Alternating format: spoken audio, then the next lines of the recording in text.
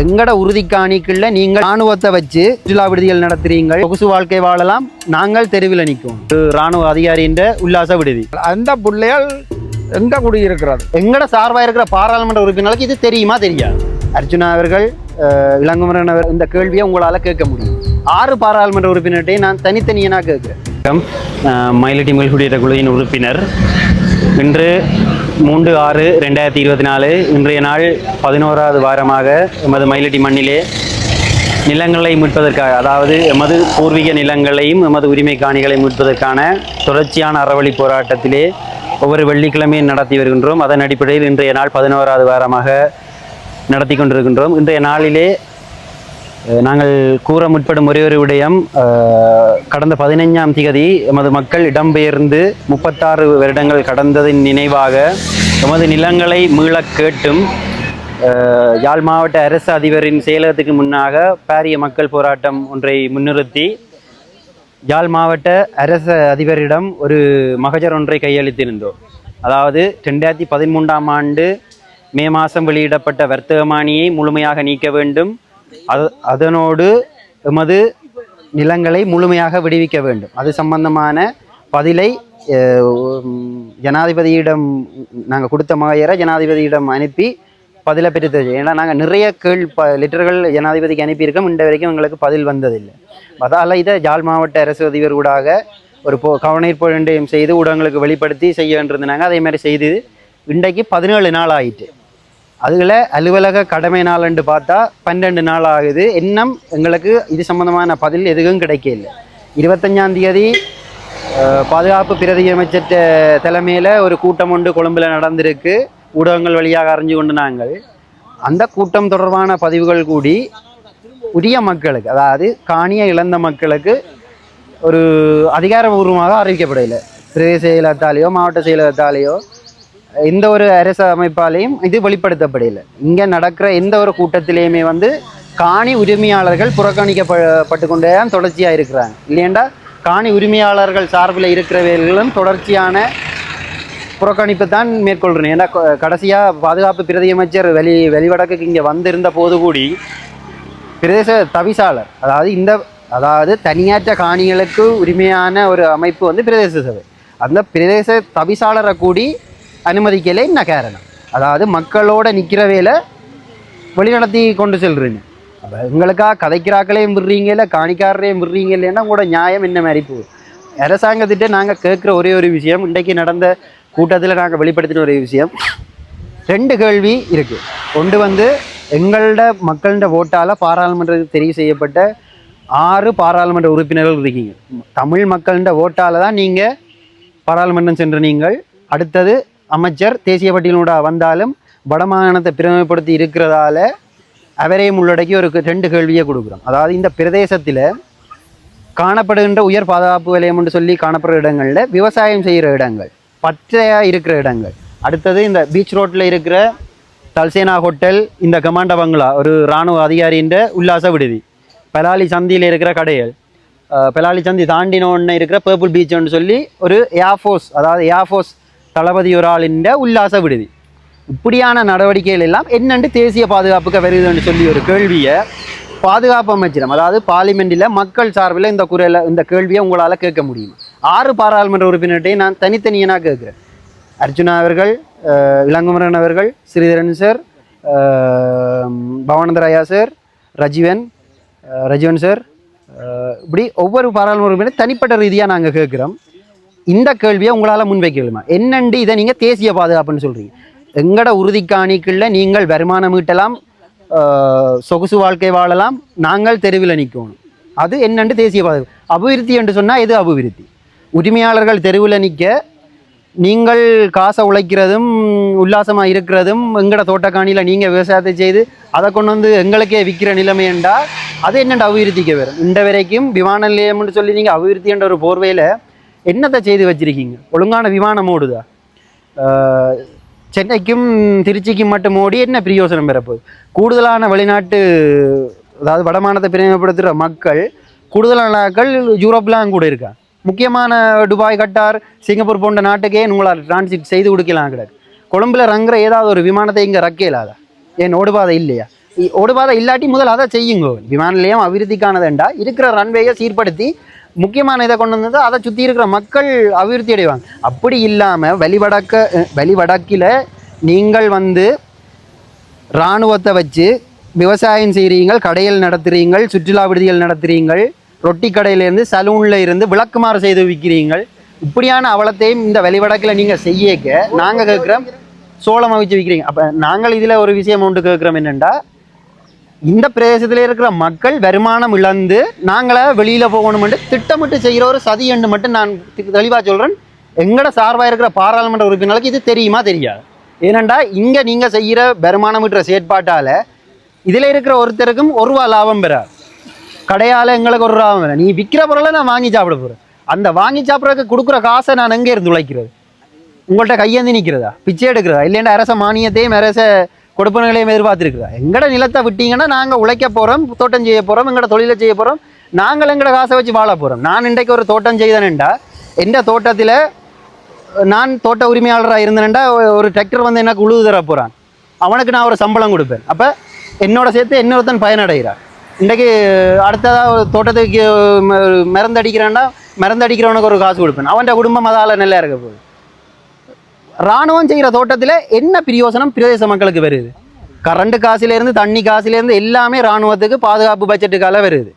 அப்போ நீங்கள் 50 ரூபாய்க்கு பொருளை விற்றாலும் உங்களுக்கு மாத சம்பளம் பெறப்போகுது. இதே நாங்கள் வெளியில் செய்கிறாங்களுக்கு என்ன இருக்க போகுது? நாங்கள் 5000 10,000 செலவழிச்சு போட்டு 500 ரூபா 1000 ரூபாய்க்கு பொருளை விற்றா வாழலாமா?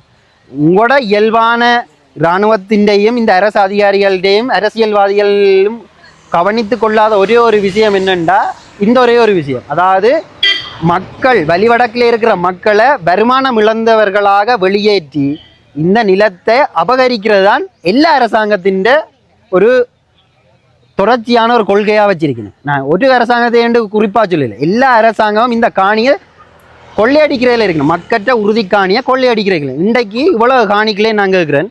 21 கிறிஸ்தவ இந்து ஆலயம் இருக்குது. ஏதாவது ஒரு கோயிலுக்கு நீங்கள் வழிபாட்டுக்கு அனுமதி வந்திருக்கீங்களா? இதுக்கு முன்னால் கூடிய எங்கட காணிக்க மாதா கோயில் இருக்குது, பூசைக்குடி வழிபடியில். ஆனால் ஒவ்வொரு வெசாக்குக்கும் ஒவ்வொரு பருவத்துக்கும் கேம்புக்கு முன்னால் வெசாக்கூடு கட்டி கோலாகலமாக செய்கிறீங்க. எல்லா இராணுவ குடியிருப்புக்கு முன்னாலேயும் பாருங்கள் ஒவ்வொரு பௌத்த விகாரம் இருக்குது, சிற்றளவிலேனா இருக்குது. அப்போ எங்கட மதத்தை ஏன் விடுறீங்க? இல்லை, இப்போ நான் ஒரு விஷயம் கேட்குறேன், இது எங்கட கோயில். இந்த கோயிலுக்கு முன்னால் இதால் போய் வர்ற நாங்கள் அந்த பங்கு மக்கள் இதில் தொட்டு கும்புறதுக்கு ஒரு சிறுவம் பச்சா இந்த இராணுவமோ போலீஸோ விடுமன்னு நினைக்கிறீங்களா? அதிகாரிமார் உள்ளே இருக்க முதலாவது வந்து அதை முன்னிறுத்தி செய்கிறாக்களில் ஒரு பிரச்சனையை தூண்டி விடுவினே தவிர அவங்களோட மதம் கும்பிட்டுட்டு போகட்டும்னு விடுறாக்கள் இல்லை. இதே நான் இதில் நடு ரோட்டில் விகாரையை வச்சாலோ புத்தனை கொண்டு வந்து வச்சாலோ பேசாமல் இருப்பாங்க. இதுதான் எங்களோட நாட்டின் சிஸ்டம். அதாவது எங்களோட நாட்டின் சிஸ்டம் வந்து எப்பயுமே சில பேருக்காக மட்டும்தான் வேலை செய்யுது. எங்களோட காணிகள் தொடர்ச்சியாக கிடைக்கும் வரைக்கும் எங்களோட போராட்டமானது வடிவங்கள் மாற்றப்படும், இடங்கள் மாற்றப்படும். தொடர்ச்சியாக நாங்கள் எங்களோட காணிக்காக எங்களோட காணியில் ஆர்வம் இருக்கிறவர் இருக்கும் வரைக்கும் தொடர்ச்சியாக எங்களோட குரல் ஒலித்து கொண்டே இருக்கும். நன்றி. நமது பேர் இளைய தம்பி செல்ல தம்பி. எங்களுக்கு எனக்கு 7 சகோதரம் இருக்குது, 7 பேருக்கும் காணி இருக்கு. ஓ என்ன வலிகாமம் வடக்கு 9ஆம் வட்டாரம், விதான பிரிவு 246. நாங்கள் அதில் விவசாயம் காணியை வாங்கித்தான் விவசாயம் செய்து குடியும் இருக்கிறோம். ஆனால் எங்களை பயங்கரவாதத்தை ஒதுக்குறோம் அழிக்கிறோம் என்று அழிக்க வந்து எங்களை வெளியேற்றி போட்டு இராணுவம் எங்களை மண்ணில் விவசாயம் செய்து உழைக்கும். நாங்கள் பிச்சை எடுக்கிறோம். அகதியாக இன்றைக்கும் வாடகை வீட்டிலும் இருக்கிறோம். நான் சொன்னதுக்கு 8 வீட்டில் இருந்துட்டேன். நான் இப்போ 8வது வீட்டில் இருக்கிறேன். வந்து வண்ணால் அங்கால அளவட்டி வந்து ஜங்கான 10 ஆடு மிஷின் பைப்பு சட்டிமான கூட வெங்காயம் எல்லாம் விட்டுட்டு ஓடினான். இப்போ 3 பிள்ளைகள் 3 கல்யாணம் ஏதோ செய்துட்டுகள். அந்த பிள்ளைகள் எங்கே குடியிருக்கிறது? எங்களோட காணியை நீங்கள் வச்சு கொண்டிருந்தால் எங்களுக்கு இதுக்கு ஒரு பதில் தர வேணும். எங்களோட ஆலயத்தை கொலுவியங்கலட்டி பிள்ளையார் என்றால் ஒரு விலாயமான கோயில். 8 பிள்ளையார் இருக்குது. தையிட்டி, கரியோரம், பலாலி, எங்கட மயிலிட்டி. இந்த 8க்கையும் எங்கட பிள்ளையார் அடிக்க பிள்ளையார் இல்லை. நான் எல்லா கோயிலும் பார்த்துருக்குறேன். ஆவரங்காலில் கொண்டு போய் 90ஆம் ஆண்டு அடக்கலம் பண்ணினோம். ஆவரங்கால் சிவன் கோயில்ன்ட்டு ஒரு கோயில். அதை இப்போ மாசி மாதம் எடுக்க சொல்லி எடுத்து போட்டோம். சிவராத்திரி முழிப்பிலண்டு 26ஆம் ஆண்டு எடுத்து கொண்டு வந்து இங்கே ஒரு கோயிலில் வச்சோம். அவையும் ஆக்கின பிடிச்சி பேருந்து ஒரு மண்டபம் ஒரு ஒரு சின்ன ஒரு கொட்டகை அமைச்சு அது கணக்கு காசு இலவம் 8-10 லட்சம் முடிய மாட்டேன்னா இன்னும் கணக்கு முடிக்க இல்லை, நான் பார்க்க இல்லை. அதில் வச்சு போன 26ஆம் தேதி அன்றைக்கு போன வள்ளி அன்று வச்சு கிடாக்கு. நான் கேட்டேன், நான் இதுவும் நீடிக்காது, எங்கட இடத்தை விட சொல்லி நீங்கள் மண்டாடி அந்த ஐயரே சொல்லி கொடுத்து தந்து விட்டவர் சுவாமி திரேக்க, நீங்கள் எங்கட நிலத்தை விடுங்கோ, நாங்கள் எங்களோட தெய்வங்களை கொண்டு ஆதரித்து நாங்கள் வழிபட என்று நீங்கள் வழிவாக கதையும் கொண்டு 4 ஆலயம் இருக்குது. இந்த ஒரு சும்மா எங்கட பிள்ளையார், பைரவர், முதலியாச்சி, முத்துமார் 4 தெய்வங்கள் இருக்குது. நாங்களும் போக எங்கட புள்ள குட்டிகளுக்கு கோயில் கிடந்த இடமும் தெரியா, நிலமும் தெரியாது. இராணுவம் கொண்டு வந்து சந்தையில் கேட்ட காயை கொடுக்குறோம் பாலை. இப்படியே நாங்கள் எங்கடைய வாங்கி அவ தின்ன வேண்டிய இடத்துல எங்களை வெளியேற்றி போட்டு ஏன் அவை எங்கடைய நிலத்தில் விவசாயம் செய்து ஜீவிக்கணும், வாழ வேணும். இப்போ நான் எல்லாம் நீர்வேலி போய் அதால் வந்து புன்னால கட்டவன் வந்து வேற மினக்கடண்டு நிலாவரியை சுற்றி கொண்டு வந்து ஈவினேக்கால வந்து வாரத்துக்கு அந்த செல்லுப்பிழைக்கு வாரத்துக்கு இடம் தெரியாமல் நின்று அதில் ஒரு கடைக்காரனப்படி என கேட்டேன். அவன் சொன்னான், நீங்கள் இதால் அப்படி என்ன சுற்றி வளைஞ்சு போகும்போது கட்டு வஞ்சந்திக்கு போகலாமன்ட்டு. அந்த வயாவளாம் துறந்தறீங்கள் இந்த கட்டு வஞ்சந்தியாவளாம் திறந்து விடலாம் தானே. இன்றைக்கு எத்தனை வரையாம்? 36 வரையாம். நிலத்தை விடுங்கோ. இது ஆடி அடங்கும் வாழ்க்கையடா, 6 அடி நிலமே சொந்தமடாண்டு. இன்றைக்கு நான் சொந்தத்துக்கு ஆண்டவன் கூப்பிட்றானோ அன்றைக்கு தான் என் கை காலம். இன்றைக்கு நான் சுற்றின இடத்த ஜெயிக்கலால் தம்பியான நீங்கள் எவரும் எடுக்க மாட்டீர்கள். எங்கட மண் வந்து நிந்த மண், எங்கட மண் வந்து நிந்த மண், சொந்த மண். மண்வளம் உண்டு, நீர்வளம் உண்டு, பயிர் வளம் உண்டு, பலவகை மரம் உண்டு. லந்தி எண்ண மாட்டியல், விளாத்தி எண்ண மாட்டியல், அப்படி பிளாமரம் அப்படி மாமரம் அப்படி அப்படியான இடத்தை பர வளர்த்தால் எல்லா வளர்த்தாலும் எங்கட நாட்டை அடிக்க நாடு இல்லை. நான் 9-10 ஊரில் இருந்துட்டேன். இப்போ இப்படி ஒரு இடம் கிடையாது. எங்கட மீன் அடிக்கலை. இப்போ ஒரு ஆள் கேட்டது, என்ன லண்டனுக்கு அனுப்பவாம் கருவாடு வாங்கலாம் ஒன்று கேட்டது நீர்வேலியில் வச்சு. நான் கதைக்கிற நண்டிஞ்சு அதில் மீன் அக்களை காணே இல்லை. அப்படி எங்கட உடம் விமானத்தளத்துக்கு நான் இந்தியா பிளேன் வந்து ரங்காயம் பார்த்துருக்கிறேன், அமைதிப்பட வந்து ரங்கையும் பார்த்துருக்கிறேன். இருக்கா எருமை மாடு குழுவன் வந்து 14ஆவது சூடெலாம் சரி கட்டினது. இந்த பிடரி காதாவடி சூட்டோட அம்பளந்த நான் கூட போய் பார்த்தேன். நான் 3-3:30 மணி கம்பி வேலிகளால் பூந்து போட்டு போய் மாட்டுக்கு புல்லு பிடுங்குவோம், ஆட்டுக்கு குலை வெட்டுவோம். அப்படியான இடத்துல ராணுவம் வந்து தங்களோட டியூட்டி முடிய 4 மணி 5 மணிக்கு 5 மணி பிறகுதான் கம்பி வேலிகால வந்து இந்த யூனிஃபார்மோட மாற்றி கொண்டு டிஷர்ட்டுகள் கலைஞானால மாற்றி கொண்டு வந்து அங்கள் ஐயா எங்களுக்கு வெங்காயம் தாரங்கோ அண்டால் இப்படி கொடுப்போம், தக்காளி பழம் தாரங்கோ கொடுப்போம், வெங்காயம் பிஞ்சு மிளகாய் 5 தாரங்கோ கொடுப்போம். கொடுத்தா காயை நீட்டுவினோம் 20 ரூபா, அப்போ 10 ரூபா 20 ரூபா தான் தெரிவினோம். நாங்கள் அது கூட வாங்காமல் நாங்கள் அவையே சகோதர மாதிரி புழங்கி வாழ்ந்த இடத்தை நீங்கள் கொண்டு எங்களை எங்கே விட்டு கிடக்கு, இடத்தில் வீடு எல்லாம் கூடி எண்ணெய் விட்டு கிடக்கு. எங்களோட இடத்தை உடனடியாக எங்களெல்லாம் கையளிக்க வேணும். எங்களோட உறுதி காணிகள் நான் எல்லாம் மூளுக்கு கொடுத்துக்கிறாங்க. இப்போ உறுதி எந்த காணி 5 பிறப்பு உங்களுக்கு 5 கொடுத்து கிடக்கு, மற்றது அக்காவுக்கு 10 கிடக்கு, அடுத்த தம்பியார் கட்சியில் இருக்கிற ஒரு 8 பிறப்பு, அடுத்தவருக்கு 4, இப்படியே அடுத்தவருக்கு 5, அப்படியே 40-42 பிறப்பு காணி தேடி வச்சுருக்கிறோம். ஆற்ற காணி உங்கள்கிட்ட வாங்கினாங்க, அரசாங்கத்திலே வாங்கினாங்க, இல்லை சிங்கள மக்கள்கிட்ட வாங்கினாங்க. எங்கடைய உறவன்கிட்ட பக்கத்தில் உள்ளவன்கிட்ட தான் விற்க போகிறோம்னா வாங்க காயாக கொடுத்து வாங்கினேன். உறுதியை பார்த்துட்டு எங்கட காணியை கையளைங்கோ எங்களுக்கு, இவ்வளவுதான் நாங்கள் கேட்க வேண்டியது. உறுதியை வாங்கினார் ரணில் பிரதமராக இருந்து கொண்டு உறுதியை தாருங்கோ, போட்டு படிங்கோ, பேங்கில் புத்தாத்தி எடுங்கோ வந்துட்டான். 2 வரைக்கும் என்ன அதுக்கு எதுவும் வரப்போது கிடைச்சுதா? நான் ரணிலாக கேட்டு நாங்கள் தூக்கியவன் கோயில் இருக்கா ஆர்ப்பாட்டம் செய்து என்ன விர பண்ணுங்கோ, நான் வேலியோட்ட கொண்டே விடுறேன்டார். டக்கு பிரதமர்கிட்ட அங்கே போனோம்.